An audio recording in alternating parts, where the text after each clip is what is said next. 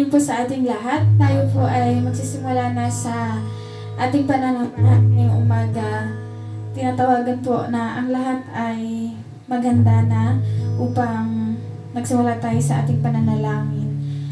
Panginoong Diyos na pinakamapangyarihan sa lahat, narito po ang iyong mga anak, narito ang mga kaluluwa, Ama, na nagsisik, Panginoon, ng katotohanan ngayong umaga, na nais, Ama, na makarinig ng mga banal na salita mo na mag-feed sa aming mga spiritual, sa aming kaluluwa, Panginoon. Ngayong umaga, Ama, wala kami ibang nanais kundi ang maramdaman namin ang presence mo, Panginoon, ngayong umaga, Ama, sa kabila po ng mainit na panahon, sa kabila po, Ama, ng mga struggles, sa kabila po, Panginoon, ng mga worries and burdens namin, Ama. Ngayong umaga, tulungan mo kami, Panginoon, na alisin ang mga iniisip namin at kami ay mag-focus lamang sa iyo, Lord. Nakikita niyo po ang mga puso ng mga kapatid namin na nandito, naglaan ng kanilang oras. Patuloy mo kayong pagpalain, Ama. Patuloy mo kayong, Lord, i-feed ng salita mo, Lord. At wala kami ibang pupurihin, wala po kami ibang sasambihin, Ama, kundi ang kaisa-isa niyong anak na si Jesus, Ama, na nagtubos sa amin, nagpatawad lahat ng aming pagkakasala.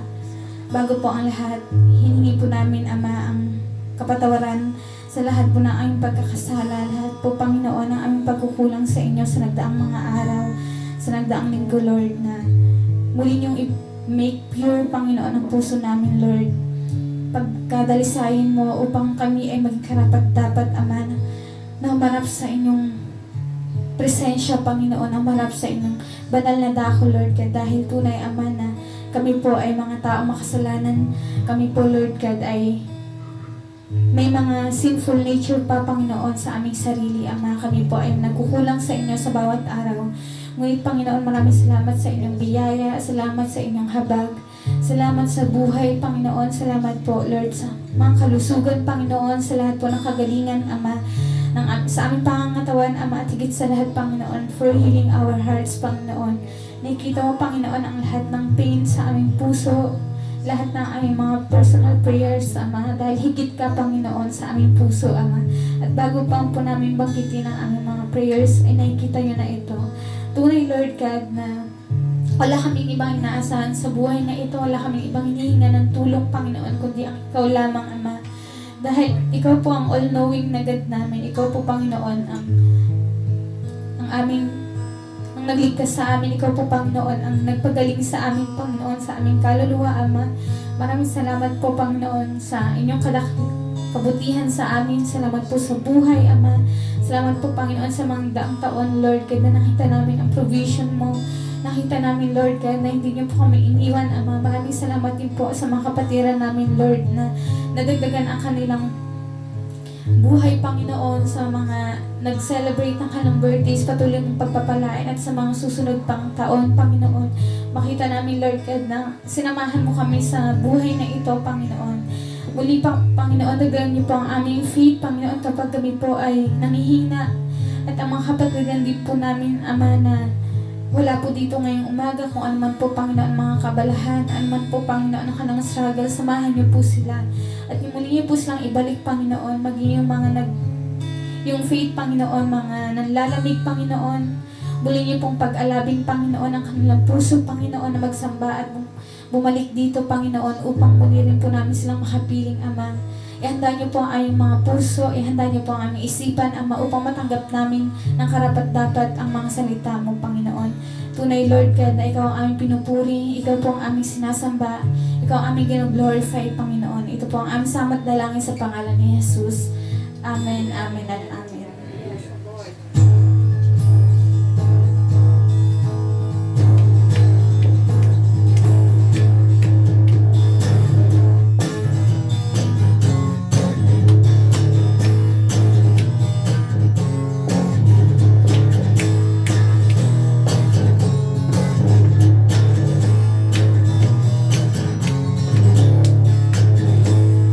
More than I could hope or dream of.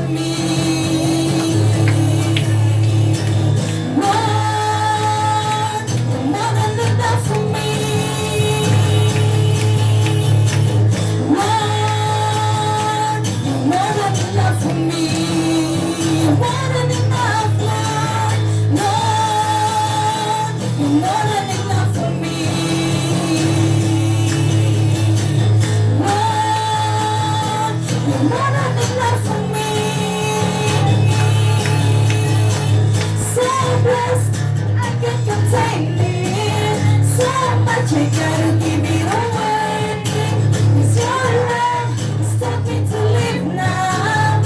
You are more than enough for me. I'm so blessed, I can contain it. So much I gotta give it away. 'Cause your love has taught me to live now. You are more than enough for me.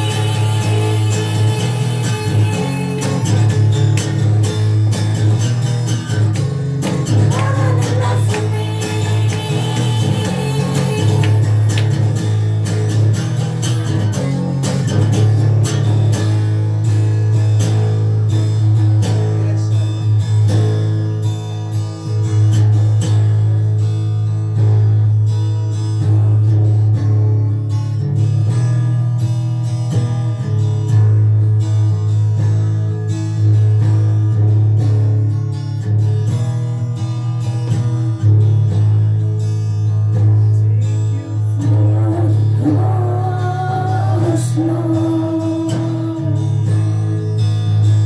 Thank you for the price you paid, bearing all my sin and shame.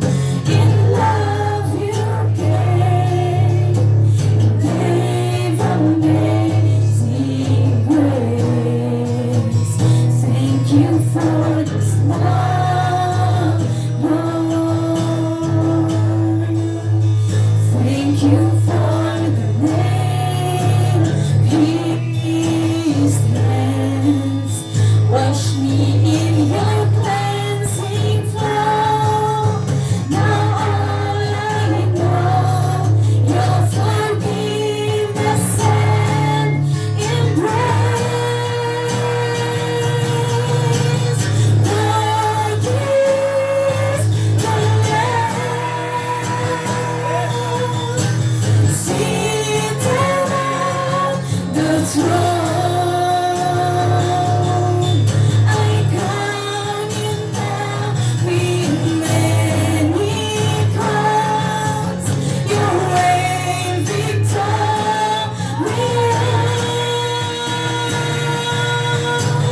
High and lifted up. Jesus, Son of God, the darling of heaven, crucified.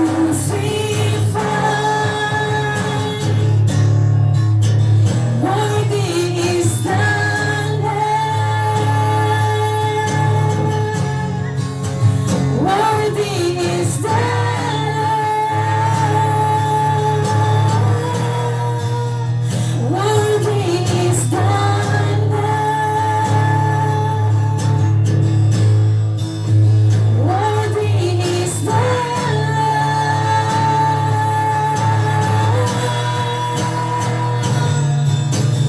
High and lifted up. Jesus, Son of God, the darling of heaven, crucified.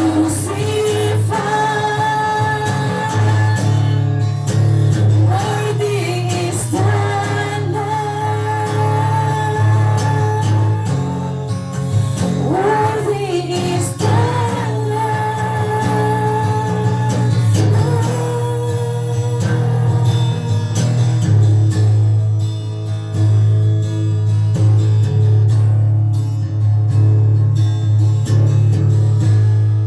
Hallelujah, Jesus. Glorify your name, O Lord, exalt your name. Father, sa aming pagsasama-sama po natin ng ganito, O Diyos, patuloy namin dinideklara ang aming pinagmataas na pasasalamat, O Diyos, sa ginawa niyo po sa aming buhay. Ang masalamat sa kamatayan niyo sa cross ng Kalbaryo, O Diyos. Dahil ito nagdala ng kaligtasan sa buong mundo. At salamat, O Diyos, sa pribilehiyo na kami ay tinawag niyo kami, kaya kami nandito. Kaya may inyong inihango, O Diyos, Diyos, sa kapahamakan sa pamamagitan ng aming pananampalataya sa inyo. Salamat, Panginoon, sa kaligtasan na ito na ginawa niyo po sa amin. Ama, patuloy itong palaguin, patuloy niyo itong pag-ibayuhin sa amin, Ama. Sa pananampalataya ito rin nagkaroon niyo po sa amin. Araw-araw sa aming buhay, Ama, na patuloy namin makita, O Diyos, kung gaano ka kadakila, gaano ka kabuti, gaano ka, Panginoon, ang iyong kapangyarihan na patuloy kumikilos sa amin, Ama. Salamat, O Diyos, sa kabutihan niyo sa amin. Salamat, O Diyos, dahil hindi man kami tapat, kadalasan, paminsan, o maaaring sa maraming pagkakataon naman, pero nariyan ka, tapat ka pa rin sa amin. Na sa pagkising pa lang namin sa umaga, O Diyos, patuloy namin nakikita, Panginoon, ang iyong kagandahan, O Diyos, ang iyong kadakilaan, Panginoon. Salamat, Ama. Thank you, Lord God, for the forgiveness na pinagkaloob niyo po sa amin. And salamat din po that we have His voice as Heavenly Father na nakakapagdeklara na kung ano ginagawa niyo sa aming mga buhay, nakakapagdeklara kung sino ka talaga. Salamat, O Diyos. Salamat, Panginoon. Dahil may mga lakas kami, kaya kami nandito, na malusog kami dahil kaya kami nandito. At salamat din po, Lord God, sa mga kapatid din na nakakaranas din po ng mga pagsubok, Ama. Patuloy nilang matagpuan naman, Panginoon, ang pagkilos niyo sa kanilang mga buhay, Ama, sa kanilang mga kagalingan, sa mga karamdaman, O Diyos, at sa kanilang, Lord God, sa paglulutas niyo sa kanilang mga suliranin, sa iyong pagbibigay ng kapayapaan, Ama, kung sila'y nagkakaroon ng pagiging bagabag ng kanilang mga pusong isipan. Salamat, Panginoon, sa lahat po yun. Salamat din po sa pagpo-provide niyo ng kanilang mga needs, Ama. Thank you so much, Lord God. Panginoon, salamat sa patuloy higit na katapatan niyo sa amin na wala man kami mai-offer, O Lord God, kundi ang buhay namin na mapaglingkuran ka, Ama. Itong buong buhay namin na ialay namin sa inyo, Panginoon. Kaya, Ama, i-bless yung mga kapatid na minsan lang nakakadalo, Ama. Bigyan mo sila ng bigyan sila ng panahon, Ama, upang makarating sa gawain ng ganito, Ama, upang patuloy kang mapaluguran sa aming mga buhay. O Diyos, pagkaingatan niyo sila na wala dito. At Lord, patuloy niyo, Panginoon, tugunin ang kanilang mga panalangin sa inyo. Salamat, O Diyos, sa umaga ito.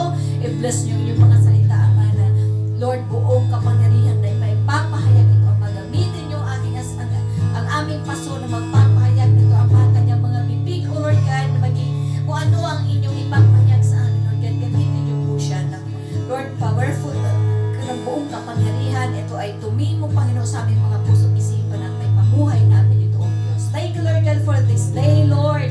Sa lahat ng gagawin pa namin sa buong umaga ito, Ama, kayo po, buong umaga at buong araw na ito, Ama, kayo po patuloy mga panuguran maging sa kapiling namin ng aming mga mahal sa buhay. Ama, salamat. Salamat po, O Diyos. Kayo, Panginoon, ang karapat-dapat lang namin pag-alayan ng pinakamataas na papuri at pagsamba. In Jesus' name we pray. Amen.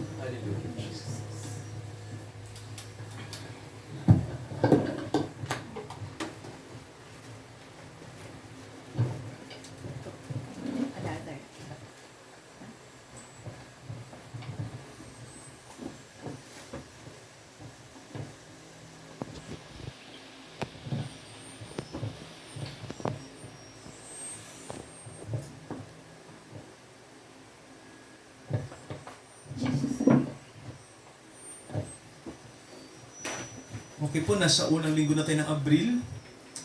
And sa third week, mga kapatid, no? Ano po? Holy Week na. So ang ating activity po ay activities pala, no? Meron po tayong Good Friday service at Easter Sunday. At siguro po yung iba nagtatanong, no? Pastor, di ba may Huwebes Santo? Basically, may Huwebes Santo talaga, no?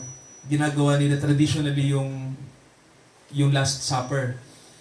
Pero gawin na lang po natin ng Friday, ng yung itinakda po nating service. Anong oras tayo sa Friday? Sa Good Friday? Siguro ano pong gusto niyo, umaga o umaga o hapon? Hapon ate? Hapon, hindi na masyado mainit. Oo, siguro. Pwede naman. Gawin natin 3 o'clock, no? Okay sa inyo? Alas 3, tita. Ang ano natin good. Ngayon po, ang sabi kasi ni Tita Virgie, gusto rin niyang gawin natin dito sa may North Winds. Doon sa bahay nila sa North Winds. Doon natin gagawin yung service ng Good Friday. Ano na lang siguro tayo, sabay-sabay na lang tayong umalis. Mga kapatid, no? O kaya i-convoy natin kung may tricycle pag hindi na tayo kasya sa sasakyan po. Ganun na lang gawin natin, mga kapatid, no? So yun po, no, sa Good Friday po, Lord willing po, tayo po ay sa North Winds. Doon po sa puting bahay. Ayan. At sige mga kapatid, let us pray again. Manalangin po tayo sandali. Dakilang Diyos, amang makapangyarihan sa lahat, kami humihiling ng salita na ibigay niyo po sa amin sa tanghaling ito. Kayo po ang magbigay ng bukas na puso sa aming lahat upang maipaunawa niyo sa amin ang inyong kalooban. Kami humihingi ng tawad sa lahat ng aming pagkukulang, Ama. Isa sa dahilan at ang pinakadahilan kung bakit kami nandito sa inyong bahay-sambahan ay upang tanggapin namin ang salita niyo, ang salita ng buhay. Ito ang aming panalangin sa pangalan ng aming Panginoong Hesukristo. Lahat po tayo magsabi ng Amen. Ayan, so sa Genesis 9, mga kapatid, no? Genesis 9, at mababasa po natin yung verse 9. Ano pong sabi rito? So sabi rito ng Diyos, narito, aking pinagtitibay ang aking tipan sa inyo at sa inyong binhi na susunod sa inyo. So, mga kapatid, nandito tayo, no, sa yugto na kung saan nang lipulin ng Diyos ang lahat ng bagay noong panahon ni Noah, after ng baha, no? Kasi ang buong mundo ay lumubog sa tubig. Pero nang humupa na yung tubig, ang natira na lang na buhay ay si Noah at ang kanyang family. Yung asawa niya, yung kanyang 3 manugang at yung kanyang 3 anak. So, mag-uumpisa kila Noah ang bagong sangkatauhan, no? Yung tinatawag na bagong lahi sa mundo. So, sa Bible po nakasulat na mula dito kay Noe ay kakalat ang iba't ibang lahi sa mundo. Mula sa kanyang 3 anak. So, sino-sino ba yung mga anak ni Noah na yon? So, sila Shem, si Cam at si Japhet. Basahin natin yung verse, mga kapatid, no, dito sa dito sa chapter 10 ng Genesis, verse 1, sabi rito, ito ang mga salit-saling lahi ng mga anak ni Noe, si Sem, si Cam at si Japhet. At sila'y nagkaanak pagkaraan ng bahang gumunaw. So mula sa 3 ito na magkakapatid, ay kumalat ang mga tao uli sa mundo. Kasi nung panahon kasi ni Adam hanggang kay Noah, nilipol na ang sangkatauhan. Bilyon na ang tao nung panahon na yon. Pero mga kapatid, no, tinuldukan ng Diyos ang sangkatauhan noong panahon na yon, no? Ang bilyong tao ay pinatay niya dahil sa kasamaan noong araw. At ang natira na lang sila Noe at sila Noe uli ang panggagalingan ng bagong lahi. So, kung titingnan niyo po, ito yung kwento mga kapatid na mauulit sa panahon natin, no? Kasi may sinabi ang Biblia sa atin na magkakaroon ng bagong mundo. Pastor, anong mundo yon? Yung tinatawag na pagdating ni Jesus. Sa kanyang pagdating, lilipulin niya ang masama. At ang matitira na lang, walang iba kundi ang mga hinirang niya. Basahin natin mga kapatid, no, yung sinasabi po sa Malakias. Ito yung ating mababasa. Sabi rito, Malakias, sa last chapter, sa huling chapter ng aklat na ito, may babasahin tayo, no? So kung titingnan nyo, mga kapatid, ito nakasulat. Malakay, chapter 3, at ito ang sabi, mga kapatid, no, ito ang sabi ng verse 1, ang araw ay dumarating na nagniningas na parang hurno, lahat ng palalo, lahat na nagsisigawan ng kasamaan, ay magiging parang dayami. Sabi rito, no? At ang araw na dumarating ay susunog sa kanila. Sabi ng Panginoon ng mga hukbo, na anupat hindi mag-iiwan sa kanila ng kahit ugat ni sangaman. So dito po, makikita nyo po sa Bible, no, na hindi na tubig ang gagamitin ng Diyos sa panahon natin. Ang gagamitin ng Diyos ay apoy, no? Apoy na. Kaya kung titingnan nyo, no, na ang mundo natin ay painit ng painit, butas na yung ating ozone layer, at ang sabi ng Bible, 100 years from now, no, ang ating mundo'y iinit na. Ang mga yelo sa Antarctica, sa North at South Pole ay unti-unti nang matutunaw yan. So mga kapatid, anong mangyayari? Tataas ang tubig sa mundo. At pag tumaas ang tubig sa mundo, so parang Noah din, no? Pero ang kakaiba, kaya nagkaroon ng tubig uli kasi uminit ang mundo. Natunaw na ang mga ices. Kaya mga kapatid, no? Tama ba ang sabi ng Bible na darating ang panahon na na isang nagniningas na parang hurno ang susunog sa maraming tao? Totoo po ang sabi ng Bible, no? Sabi rito, tingnan niyo po ang sabi, sabi ng Panginoon ng mga hukbo, ano pat hindi siya mag-iiwan sa kanila ng kahit ugat ni sangaman. Ibig sabihin, mga kapatid, no, talagang tutuldukan ng Diyos, no? Ito na nakalagay sa Bible, no, na gugunawin ng Diyos itong mundo na to. Papalitan niya ng bagong mundo. So, sa mundo na yon, anong mangyayari? No, kapag binago na ng Diyos yun, basahin natin ang pahayag. So, eto mga kapatid, no, babasahin natin yung chapter 20 ng pahayag, no? Okay, bago ang 20, siguro, basahin muna natin yung chapter 19. Okay, eto na, no? Okay, sa chapter 19, verse 20 ng pahayag. So, dito mga kapatid, no, gusto ko lang po makita nyo to, no? Kasi, noong panahon ni Noe, ang mga tao kaya hindi naniwala kay Noe na may darating na baha dahil naglagay ang dyablo ng mga nangangaral against kay Noah. Okay, may nakalagay sa Bible, no, sa aklat ni Pedro na noong panahon ni Noah, nahirapan si Noah na ipangharal ang darating na baha kasi noong panahon ni Noah, marami ding nangangaral tulad niya. No? And then, mga kapatid, sa panahon natin ngayon, the same, no? Parehas lang din. Basahin natin yung verse 20, chapter 19. Ang sabi, pag dumating na ang Panginoong Jesucristo, anong mangyayari, mga kapatid, no? Anong mangyayari? Sabi rito, sinunggaban ang hayop. Ano po yung hayop dito? Yung Antichrist, no? Kasi, mga kapatid, no, darating ang Antikristo. Okay? Nandito na siya ngayon. Buhay na buhay siya. At, kumbaga po, makikita natin to, no? Makikita natin yung, ma-experience siguro natin to, no? Yung kanyang pag-enter dito sa senaryo na to, no? Isa siyang hayop, kasi symbolism ang hayop ng kapangyarihan. No? Sa Bible, kapag ginamit ang salitang hayop, tumutukoy sa bansa or tumutukoy sa mga hari. Ganun lang po yun, symbolism. No?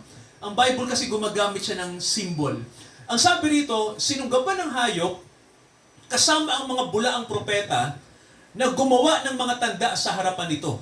Sino po ba yung mga bulaang propeta? No? So, ibig sabihin po, itong hayop ay may kapangyarihan sa politika. Ang mga false prophet ay nasa religion. Napansin niyo po, di ba, no? Laging magkatandem ang, laging magkatandem? Politics and religion, no? So, sila yung nagmomonopoly sa mga tao. Napansin niyo po? Sabi rito, mga kapatid, no? Na siyang ipinangdaya sa mga nagsitanggap ng tanda ng hayop, no? Yung tumanggap ng marka ng 666. Sabi ng Bible dito, no, na ang mga tao kasi tatanggapin nila yung symbolism ng 666. So, inaral na natin ang ibig sabihin ng 666, mga kapatid, no? Tungkol ito sa tinatawag nating katuwiran, kapangyarihan, karunungan ng tao. No? Number 6, alam niyo po, huwag niyong katakutan yung numero na yan, ano? Kasi ginamit lang ng Diyos ang simbolong yan, no? Hindi siya bad number, no? Mga kapatid, ulitin natin, ha? Hindi bad number ang 6 kasi sagrado ang 6 sa Diyos. Why? Kasi noong 6 na araw, sino kanyang nilalang? Noong ika-6 na araw, nilalang niya tayo. Amen po ba? At ang sabi, lumalang ang Diyos ng kamukha niya. Kaya ang number 6, symbolism siya na image of God. Kaya lang, kinounterfeit lang ito ng dyablo. Amen ba mga kapatid, no? Kumbaga po, di ba kasi tayong mga tao, di ba? Tayo kasi, gusto nating dumating na si Jesus. Amen po ba? Para tumino na lahat. No, ganun yun eh. Kaya lang, ang dumating, false Christ. Tama po ba? And then, ang mga tao ay, napaniwala po ba o hindi? Mapapaniwala. Kasi mga kapatid, lahat naman ng tao sa mundo, naghihintay tayo ng pagdating ng Mesaya. Alam niyo ho ba yon? Ang mga Buddhist, naghihintay sila ng Mesaya nila. Ang Islam, mga kapatid, hinihintay nila ang huling magtuturo ng tinatawag na doktrina ni Allah. Ang Christianity, hinihintay natin ang Mesaya. Ang Judaism, hinihintay nila ang Mesaya. Ang lahat ng relihiyon, sinong hinihintay? Ang Mesaya, si Jesus. Kaya pag dumating na siya sa eksena, magkukunwari siyang Jesus, at anong mangyayari mga kapatid? Ang mga tao ay maniniwala. Yun po, yun. Kaya ingat tayo kasi ito yung time na paniniwalain niya tayo, no? Na dumating na yan si Jesus. So siguro mga kapatid, hindi na tayo dapat magtaka, no? Na, paano pastor manloloko? Bakit mangyayari yun? Kasi ang tao paniwalain. Tama ho ba? Pag may milagro, naniniwala agad tayo. Di ba sabi ng Bible, isa sa mga ginamit ng Antichrist, ang sabi mga kapatid, kung babasahin natin,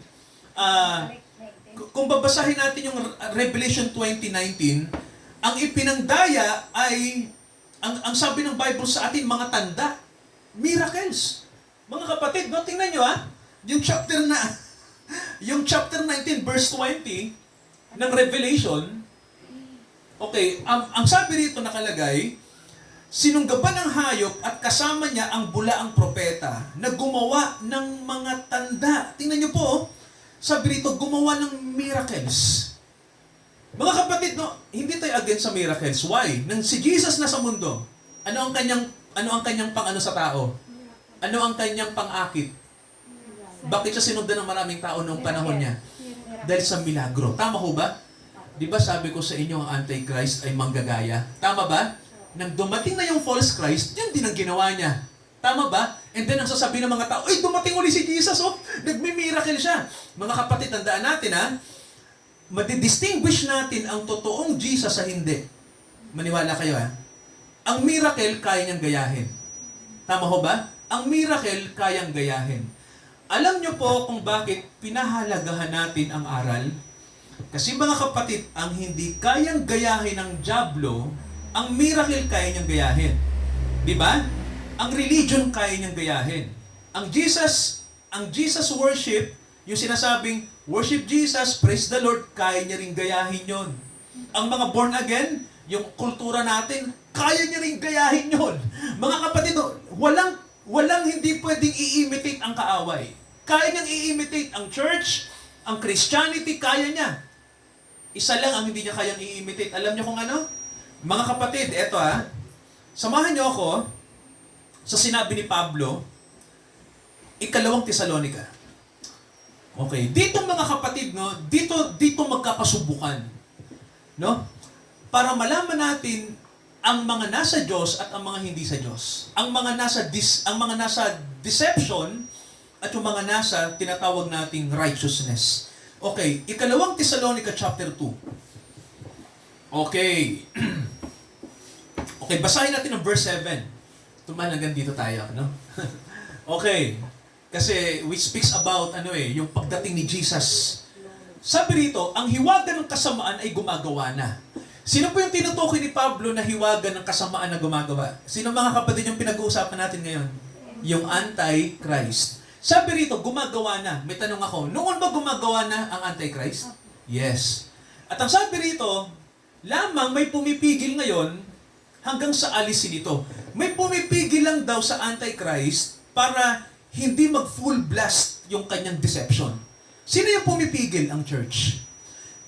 Hindi yung denomination ang sinasabi natin. Mga kapatid, makinig kayo. Pag sinabi nating church, ang tinutukoy natin, hindi denomination. Naniniwala kayo sa sinasabi natin? Mga kapatid, Kasi ang church, tandaan po natin, pag sinabi nating simbahan, it's not necessarily simbahan. Ang salitang simbahan, hindi nag-e-exist sa New Testament. ang nag-e-exist na salita sa Bible, ecclesia. Iglesia. Tanong, ano ba yung iglesia, pastor? Hindi sa church. Mga kapatid, no? Hindi church na simbahan, no, pag tinagalog mo. Kasi ang meaning ng ecclesia, iglesia, hinirang. Eklektus. May salitang Griego dyan. Ibig sabihin, mga kapatid, mga hinirang. Okay? Eklektus. Ecclesia. Sabi ng Bible. No? So, ibig sabihin, eto, basahin natin, nandito kasi ang church sa mundo. Kaya may lumalaban sa Antichrist. Pag umalis na ang church, sabi ni Pablo, wala nang makakapigil sa Antichrist. Nakikinig po? Basahin natin yung verse 8. Kung magkagayon, pag umalis na ang church, madideceive ng Antichrist ang maraming tao. Pastor, anong gagamitin ng Antichrist? Politics and religion. Ngayon, pag bumalik na si Jesus kasama ang kanyang mga hinirang, sino yung babalik, mga kapatid? Jesus. At sinong kasama niya? Bride. Yung bride, tama. Yung ecclesia, ang sinasabi natin, no? Yung bride. Pag dumating na uli si Jesus, mahahayag ang tampalasan. I-expose ni Jesus ang Antichrist. Sasabihin niya sa mga tao, ba't kayo nakikinig dito? Mali ito. Ang mga tao naman bulag nung panahon na yun. Ano? Sa panahon na to pala, no? Ang tinutukoy ko yung darating na future event, no? Ngayon, binulag na tayo ng relihiyon. Mga kapatid, tandaan nyo bulag na ang mga tao ngayon pagdating sa truth.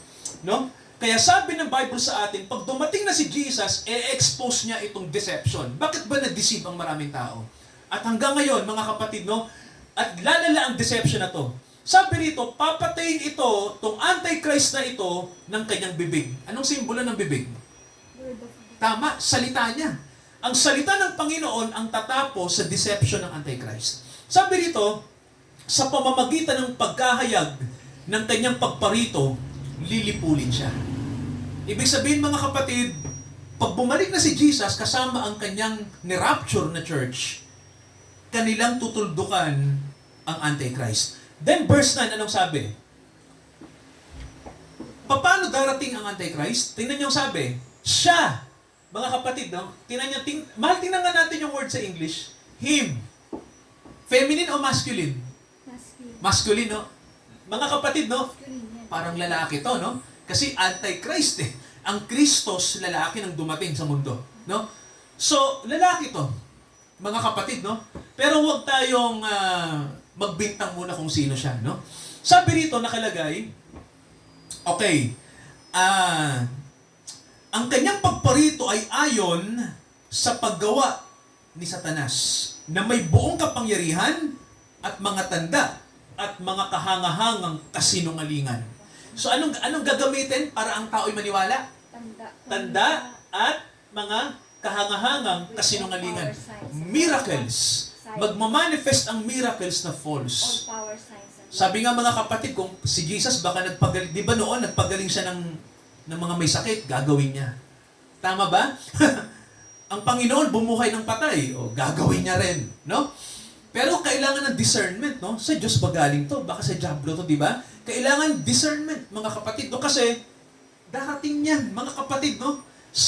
Hindi natin alam kung kailan, pero one of these days, magiging sisikat itong Antichrist na to, susundan siya ng maraming tao, at mga kapatid, ang hindi lang maniniwala sa kanya ay sino po? Church. Yung totoong church, no? Sabi rito, balikan natin, mga kapatid, no? Yung ating binabasa. Sabi rito, may buong daya ng kalikuan sa mga napapahamak. Kasi mga kapatid, bakit mapapahamak ang maraming tao? Maniniwala sila sa pangluloko. Tama ba? Mabubudol. Yun ang ibig sabihin, ano? At etong mangyayari, mga kapatid, pag na-scam na ang mga tao, no? Bulag ka na di ba? Kasi, di ba, alam niyo pag nabubudol ng tao, alam niyo may kapatid tayong wala na ngayon, nabudol, marunong na tao, marunong siya, no? Isa sa mga kapatid natin, ano siya? Masasabi ko na marunong siyang kapatid, no? Marunong talaga siya. Mataas ang pinag-aralan niya. Pero mga kapatid, di ba, pagdating sa budol, walang mataas na pinag-aralan. Pag nabudol ka, budol talaga. Ganun ano? Kinuha niya yung mga alahas. Nagtataka yung kasama sa bahay, anong ginagawa ni tita? Kinuha yung mga alahas, no, yung mga gamit. Kasi ang sabi, may ano daw, parang gano'n-gano'n. Di ba alam niyo yung style ng budol? So mga kapatid, no, parang nawawala ka na doon sa, di ba? Doon sa sinasabing common sense pag nabudol ka. Kasi nga, mabulaklak manalita, ginamitan ka pa ng tandat kababalaghan. Siyempre mga kapatid, nung maniniwala ka, no, madaling maniwala ang tao. Tama ko ba? So sabi rito nakalagay, mga kapatid, no, may buong daya ng kalikuan sa mga napapahamak sapagkat ito yung sinasabi ko, no, na hindi pwedeng dayain ang bride. Sapagkat hindi nila tinanggap ang pag-ibig sa katotohanan upang sila'y maligtas. Ano daw po ang sabi ni Pablo? Ano ang bagay na hindi pwedeng i-imitate ng kaaway? Mga kapatid, truth. Sabihin niyo nga po katotohanan. May tanong ako. Saan natin makikita ang truth? Mga kapatid, basahin natin ang Juan. Ito ang sabi ng Bible. Maganda to. John chapter 8. Basahin natin. Verse 31. Okay. Ito ang ganda nito. Okay, malapit na tayo. Mga kapatid, okay, sabi rito, sinabi ni Jesus sa mga Hudyo na sumasampalataya sa Kanya, kung kayo'y magsisipanatili sa aking salita. Anong sabi ng Panginoon? Anong sabi niya? Kung kayo'y magsisipanatili sa aking salita, kung magkakayo'y, anong sabi niya? Tunay kayong mga alagad ko. Paano rin ba tayo magiging tunay na alagad? Magsipanatili tayo sa kaninong salita? Salita ng Panginoon, salita ng Holy Spirit. And then anong sabi ng verse 32? Inyong makikilala ang, anong sabi? Ayan, mga kapatid, nung pumasok na, inyong makikilala ang katotohanan. So, para makilala ang katotohanan, anong kailangan? Manatili tayo saan? Saan daw? Sa salita po ng Diyos. Eto mga kapatid, ang susi para hindi tayo ma-deceive. Kasi mga kapatid, lahat ng gawain ng simbahan, kaya nang i-imitate ng Antichrist. Amen po ba? Kaya niyang mag-hallelujah, praise the Lord. Kaya niyang gumawa ng charity work. Tama ba? Kaya niya lahat eh. Ang isa lang bagay ang hindi niya kaya, ang manatili sa katotohanan. No? At mga kapatid, gustong subukan ng dyablo na ang doktrina ng biyaya ay kailangan niya rin itong durugin. Kaya maraming debate. Makinig kayo, mahalaga to. Maraming debate kasi dinedebate yung isa sa mga pinakamahalagang doktrina, yung kaligtasan. Sabi nyo nga po, kaligtasan. Okay. Mga kapatid, linawin natin ha. Paano maliligtas ang tao? Pananampalataya kay Kristo o paggawa natin ng mabuti? Ano ang sagot? Tama. No? Pastor, di ba dapat tayong gumawa ng mabuti? Resulta. Nakikinig? Yun ang resulta ng pananampalataya. No, mga kapatid, wala kang idadagdag na mabuti mo. No? Kusa kang gagawa ng mabuti kapag may faith ka. Amen po ba? Kaya ang ating starting point, faith in Jesus Christ. So, mga kapatid, kapag may faith tayo kay Jesus, ang kanyang salita ay magbibigay sa atin ng daan, doon tayo mag-grow. The more na nag-grow tayo, the more nagagawa tayo ng mabuti. The more na gumagawa tayo ng mabuti, the more na nag-grow tayo. Ganun mga kapatid, no? Ang paggawa natin ng mabuti ay hindi yun sa programa ng simbahan. hindi yun ang mabuting sinasabi ng Bible, no? Ang mabuti mga kapatid, kung saan ka nililid ng Holy Spirit, yun ang mabuti. Naintindihan niyo po, no? Sa Diyos ang mabuti kung saan tayo nililid ng Holy Spirit. Yun ang mabuti. So, anumang gawa ng tao na hindi naman ayon sa gusto ng Diyos, hindi mabuti sa Diyos yun. Kahit na alam nating mabuti yun sa tingin natin. Tingnan niyo ang Matthew. Anong sabi ng Bible? Tingnan niyo itong mga kapatid, no? Matthew 7. Kaya maraming nasa church ang akala nila okay na yung mabuting ginagawa, charity work, tulungan natin yung mahihirap. Mga ganun ba? Well, mga kapatid, hindi masama yun. Isang bagay lang ang gustong itama ng Diyos sa ganung isipan natin, no? Hindi tayo mapupunta sa langit dahil doon. Hindi yun ang dahilan, no? Basahin natin ang Matthew 7 at basahin natin yung verse 21. Ano sabi ng Panginoon dito? Hindi ang nagsasabi sa akin, Panginoon, Panginoon, ay papasok sa langit. Naintindihan niyo po? Hindi lahat ng nagsasabing Panginoon. Tama ho bang sabi ng Panginoon dyan? Di ba? Sabi niya rito, kundi, anong sabi niya? Ang papasok lang sa kaharian ng langit, sino po? Yung gumaganap ng kalooban. May tanong ako, paano mo malalaman ang kalooban ng Diyos kung hindi mo alam ang kanyang, ano po? Kung hindi mo alam ang kanyang salita. Tingnan niyo po tingnan yung pagkakaiba ng nakakaalam ng salita ng Diyos at yung gumagawa lang ng mga moralidad. Basahin natin yung verse 22. Marami ang magsasabi sa akin sa araw na yon. Tingnan niyo po. Panginoon, di ba humula kami sa pangalan niyo? Ano pong ibig sabihin ng prophesy in your name? Di ba nangaral kami? Sabi rito, no? May tanong ako. Hindi porkit nangangaral, doktrina ng Diyos ang dala niya. Tama ho ba? Di ba mga kapatid, no? Kasi pwede tayong makinig ng aral na masarap pakinggan. Tama ba? Well, manood ka lang ng YouTube. Manood ka lang mga kapatid ng mga kilalang preacher sa panahon natin. Di ba? Masarap pakinggan. May mga practical tips, psychological, entertaining, patawa, lahat ng entertainment at sinasabi natin anointing. Alam niyo po, mga kapatid, sabi ng Bible sa atin, hindi lahat ng nangangaral ay may daladalang aral galing sa Diyos. Ikalawang bagay, sabi niya rito, sa pangalan mo, nagpalayas kami ng mga demonyo. Tingnan niyo po, deliverance. Okay? Eto, mga kapatid, alam niyo po, isa sa gusto ng Diyos na gawin natin ay i-deliver natin ang tao mula sa dyablo. Amen po ba? Palayasin ang mga demonyo sa katawan. Pero mga kapatid, hindi rason na sabihin natin na dahil tayo ay nagdi-deliverance, langit tayo. Tandaan natin, babalik ka pa rin sa basic. Kailangan mong maligtas by grace through faith. Di ba, no? Hindi puntos na nagdi-deliverance ka, hindi ka naman saved by grace. Nakikinig po ba? Ang maganda ganito, nagdi-deliverance ka, nagpapalayas ka ng mga demonyo, and at the same time, ikaw ay na-saved by grace. Yun ang totoo. Mga kapatid, na-save ka dahil sa biyaya ng Diyos. Walang glory sa tao. Amen po ba? No? Ibalik mo yung glory sa Diyos. Sabi rito, Panginoon, nagpalayas kami ng mga demonyo, hindi rin pala kami papasanon. Sabi ng Bible sa atin, ang kalooban ng Diyos ang mahalagang gawin natin. Yung gawa natin, resulta yon. Pero hindi yan ang cause. Kasi ang mga tao, nakalagay na nga sa Bible Ang akala natin, ang ugat para makapasok sa langit, gawin natin itong mga to. Mga kapatid, mali na naman. Di ba, no? Di ba dito sa panahon natin, may mga nagpapalayas ng demonyo, di ba? Gumagawa ng milagro. Tama ho ba? Pero tanong, sa langit ka kaya ang punta nila? Di ba, no? Kasi ang sabi ng Bible sa atin, ang tanging pwedeng maghatid sa atin sa langit ay si Kristo lang. Sapat siya. At ang sabi rito, nagsigawa kami ng maraming gawa. Ulitin natin Nagsigawa kami ng maraming gawa at hindi lang gawa yan basta-basta mga kapatid. Ano pa? Anong gawa yan? Kita nyo, makapangyarihan pa yung gawa. May tanong ako, pumasa po ba? Hindi. Ang saklap, no? Kapatid, no? Kaya ako, guilty rin ako, Sinasabi ko na pasisikatin ko yung pangangaral, gagawin ko, ganun-ganun, Naalala ko nung bata-bata pa akong mangangaral.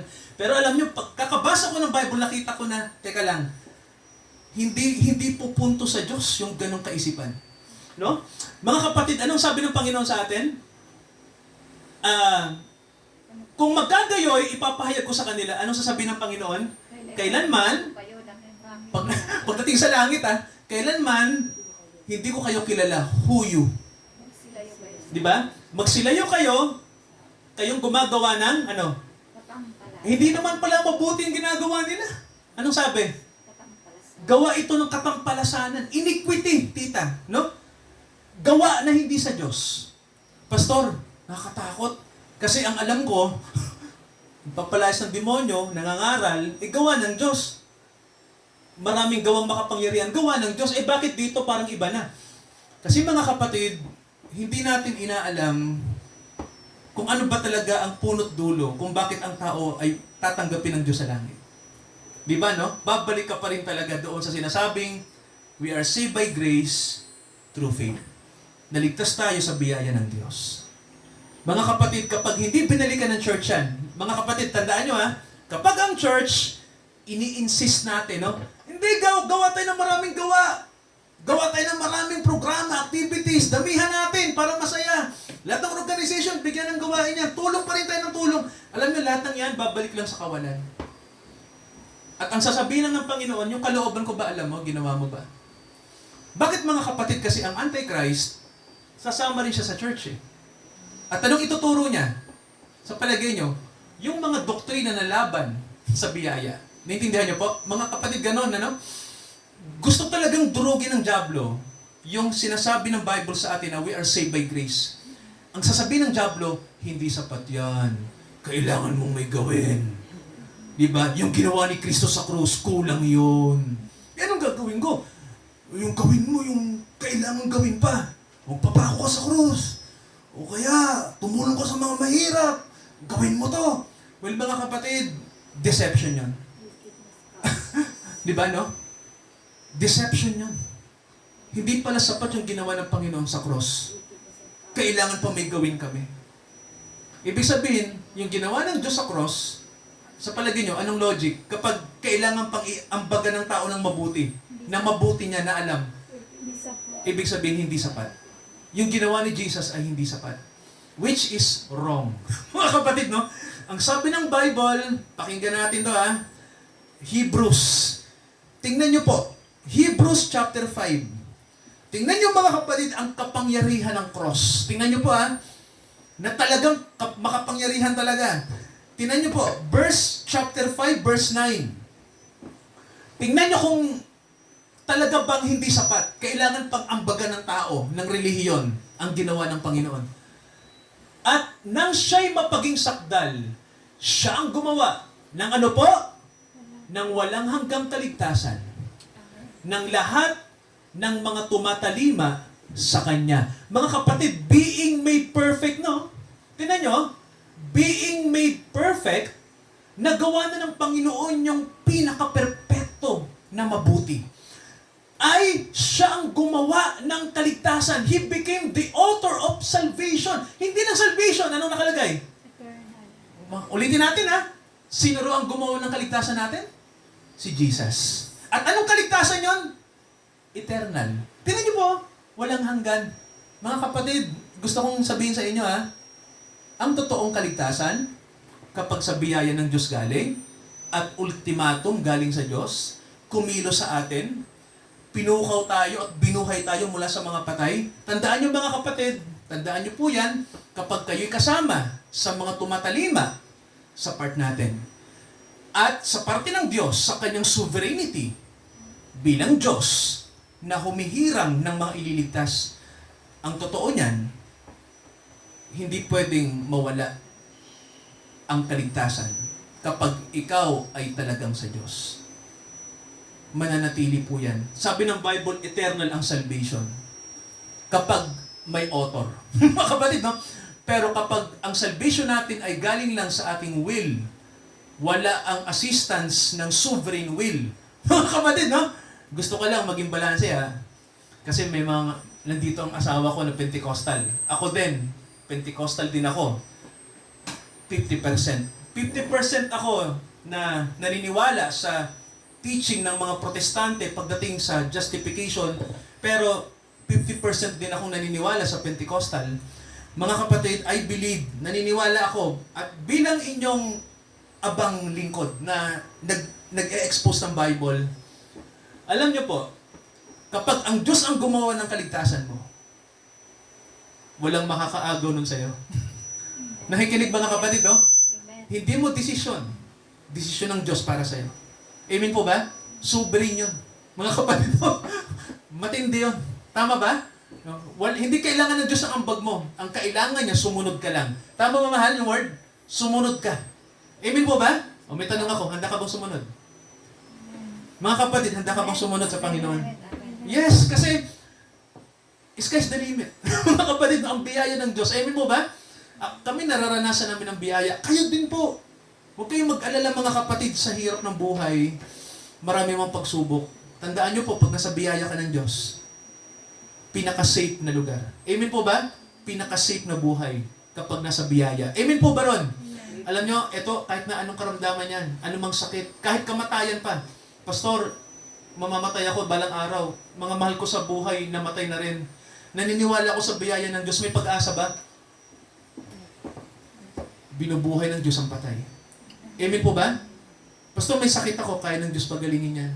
Wala na ngayong problema na walang sagot nang dumating ang cross, nang dumating si Jesus sa atin. Ang absolute salvation at peace ay nakita natin ngayon. Amen ba mga kapatid, no? Ito ang gustong pabulaanan ng Antichrist. Huwag kayong kakanan o kakaliwa, diretso lang tayo kay Kristo.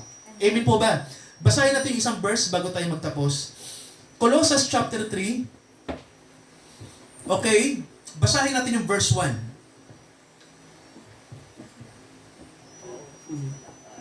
Okay, sa Holy Week, pwede po kayo magdala ng ulam na na wag lang baboy ho kasi baka ma-high blood tayo. Pero pwede, meron bang naniniwala pag Holy Week, hindi kumakain ng karne? Next week, meron next. Third week pa? Next. June naman? Wala. Tita, pwedeng kumain ng basta hindi bawal sa health, pwede po. Kasi yung iba kasi, Holy Week daw, Sino pa, walang kinalaman ng kabanalan sa mga Si kapatid. Tita doon. Naniniwala pa ako na yun. Hindi na tita, di ba? Yung wag daw kakain ng karne, pwede. Pwede kumain. Daw eh. Wow. Bakit daw, Tita? Walang ganun sa Bible. Ayaw din wala ganun. Walang ganun sa Bible, tita. Pwede. Manok. Sa mga Pwede. ano lang yun, sa kanila. Bawal pag walang pangkit. Ang bawal pag walang Walang pagpili. Okay, sabi rito, tingnan niyo po. Kung kayo ngay muling binuhay ng kasama ni Kristo, amen po ba? Sa mga ligtas, ibig sabihin binuhay kang kasama niya. Hanapin niyo ang mga bagay na nasa itaas na kinaroroonan ni Kristo. Ibig sabihin, focus lang tayo kay Jesus Christ. Amen po ba? Hindi tayo maluloko ng Antichrist. Kapag nakafocus tayo sa totoong Christ. Mag-pray tayo mga kapatid. At thankful tayo dahil sa buhay ni Noah, related tayo sa mangyayari sa panahon natin. Ama, pagpalain niyo po ang month na ito ng April. Buong April, Father, blessed us. At gamitin niyo po ang message na ito para makapag-abot kami ng mga hinirang niyo. Gamitin niyo ang mga kapatid, makaakay kami ng mga kaluluwa para sila din po ay magkaroon ng peace at kaligtasan. Ama, nandito ang mga kapatid, palakasin niyo kaming lahat. Huwag niyo kaming pababayaan, manatili kaming matatag sa inyong mga aral. Sinabi ng inyong anak, kung mananatili kami sa kanyang salita, malalaman namin ang katotohanan. Ang katotohanang magpapalaya sa amin mula sa deception, mula sa kasinungalingan ng kaaway. Kapag nasa salita kami ng Diyos, may kalayaan, may kapangyarihan, may kapanatagan. Pero kung maniniwala kami sa mga salita na hindi galing sa inyo, salita lang ng tao, salita ng karunungan ng mundo, masarap pakinggan pero kapahamakan ang dulo. Kaya Ama, nawa, maliwanagan kami. May isa lamang salita na dapat kaming makinig. Ang salita nyo. Ang salita ni Jesus Christ. Ang salita ng Holy Spirit. Ginagamit nyo ang mga tao na hindi karapat-dapat pero pinaging karapat-dapat. Kinahabagan nyo kami para kami din ay magdala ng salita ng buhay sa mga tao. Sa tuwing ipapakilala namin si Jesus sa mga tao, may buhay na nakalakip para magbigay ng pag-asa sa mga kaluluwa na naliligaw. Ama, mahirap ipangaral ang kaligtasan. Dahil ang tao po'y nasa pagkabulag na espiritual. Pero Ama, inutusan nyo kaming gawin to. Minandato nyo. Habang nabubuhay kami, idedeklara namin ang inyong kabutihan. Gamitin nyo mga kapatid. Lagi nyo kaming gagamitin. Para umakay kami ng mga kaluluwa. Para sila din ay makaunawa. Ama, pagpalain nyo mga kapatid, ang aming mga kasama sa Northridge. Palakasin nyo kaming lahat. Ito ang aming panalangin dito sa Bulacan. Palakasin nyo ang mga kapatid dito. Ang mga nasa QC, samahan nyo sila. Ang mga nasa ibang lugar, samahan nyo sila. Father, nawa ang inyong salita ay laging manariwa sa amin. Ito ang aming panalangin sa pangalan ni Jesus. Lahat po tayo magsabi ng Amen. Amen. Praise God. Mga kapatid, sa ating pagkakaloob po sa ating Panginoon, ay atin pong awitin ang Seek ye first the kingdom of God and His righteousness. Seek ye first the kingdom of God and His righteousness, And all these things shall be added unto you. Hallelujah, hallelujah.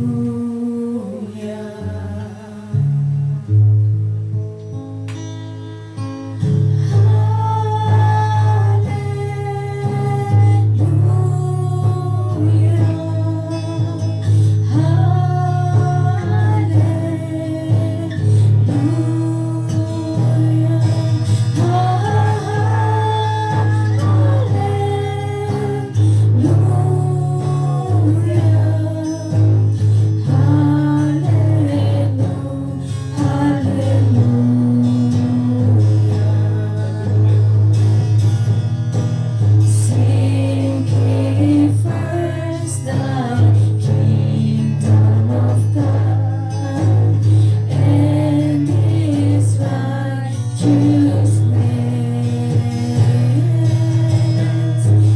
and all these things shall be added unto you. Hallelujah,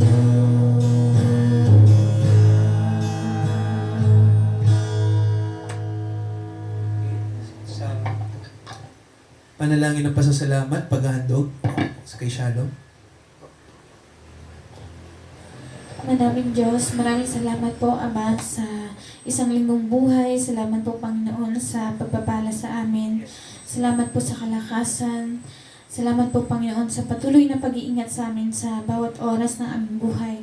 Pagpalain niyo po, Ama, ang mga kapatid na naghandog. Panginoon, magamit lamang po ito sa inyong kaharian, sa inyong purpose. Ama, at patuloy yung pagpapalain, Ama, higit sa lahat ng aming inaasam dahil Ikaw ang Diyos naming nagmamahal sa amin. Ikaw, Panginoon, nakakaalam ng aming pangangailangan, Ama. Ito po ang samot dalangin sa pangalan ni Jesus. Amen, amen, at amen. Tinatalaga namin, Ama, ang mga kapatid, nasaan man sila ngayon, ang hindi namin kapiling, ang pag-iingat nyo't gabay, sumakanila. Kapayapaan sa bawat isa, at anuman po ang needs namin sa linggong ito, kayo po ang mag-provide. Salamat, Father, na hindi nyo kami pinababayaan. Ano man ang aming needs, Father God, sa lahat ng bagay ngayon, i-provide nyo po. Palakasin nyo kami. Ang aming mga personal prayers na hindi namin masasambit in public, kayo po ang magbigay, Father God, ng kapanatagan sa amin. Kayo ang magbigay din, kilatitan ng lakas. Ganun din sa aking mga kamag-anak, Father, i-bless nyo sila. Ang mga kapatid ko po, na nandito ngayon, pagpalain nyo. At thankful kami, Father, sa ibinigay nyong mga biyaya po sa kanila. Patuloy nyo silang gamitin ng daluyan ng inyong pagpapala, Ama. Father, Ama, kayo ang Diyos ng sangbahayan. Kayo ang aming Ama. Lagi nyo kaming palakasin, Father, sa panahong ito dahil nalalapit na po ang pagdating ng inyong anak.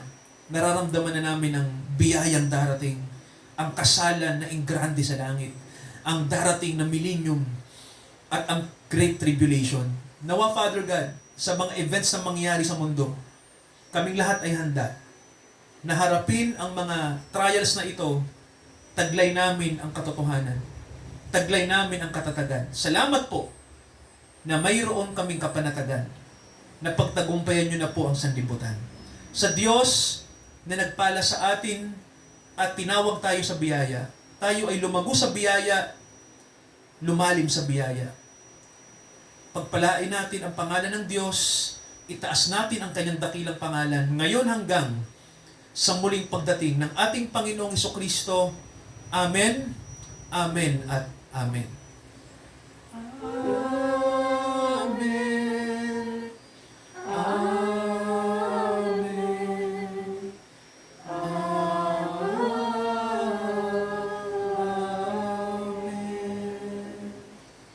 Magandang hapon po sa ating lahat. God bless po. after lang po, God bless. Good afternoon po.